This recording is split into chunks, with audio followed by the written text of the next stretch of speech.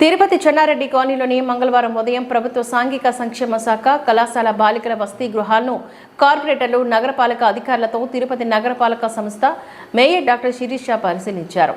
సోమవారం తిరుపతి నగరపాలక సంస్థ కార్యాలయంలో జరిగిన ప్రజా సమస్యల పరిష్కార వేదికలో వచ్చిన ఫిర్యాదులపైన మంగళవారం ఉదయం చెన్నారెడ్డి కాలనీలోని ఉన్న బాలికల వసతి గృహాల్లోని బాత్రూంలు, త్రాగునీరు, వంటగది, ఆహార పదార్థాలను పరిశీలించారు. అక్కడున్న అధికారులను బాలికలను అడిగి తెలుసుకున్నారు.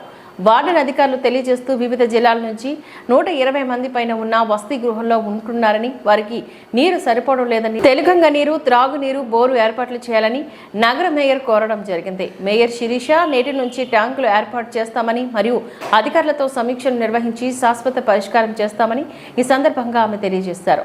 ఈ కార్యక్రమంలోని కార్పొరేటర్ పునీత వెంకటేష్, నాయకులు Rajesh, Venkatesh, Arun Kumar, DE Sravanthi, sanitary supervisor Chenchaiah తదితరులు ఈ కార్యక్రమంలో పాల్గొన్నారు.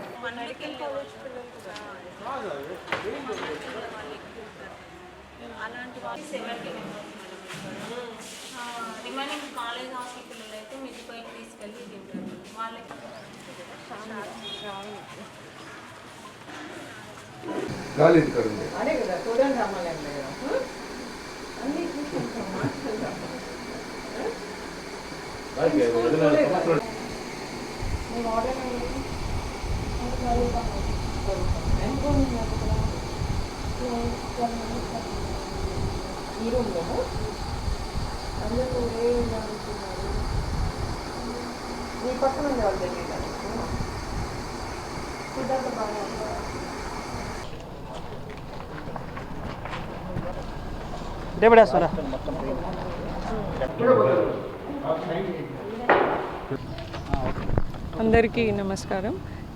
నిన్న జరిగినటువంటి తిరుపతి నగరపాలక సంస్థలో పబ్లిక్ గ్రీవెన్స్ అడ్రసల్ వ్యవస్థను ఏదైతే ఇంట్రడ్యూస్ చేశారో అందులో భాగంగా ఇక్కడ చెన్నారెడ్డి కాలనీలో ఉన్నటువంటి బీసీ వెల్ఫేర్ హాస్టల్ నుంచి అక్కడ సిబ్బంది వచ్చి వాళ్ళకు డ్రింకింగ్ వాటర్ స్కేసిటీ ఉందని ఒక రిప్రజెంటేషన్ ఇవ్వడం జరిగింది.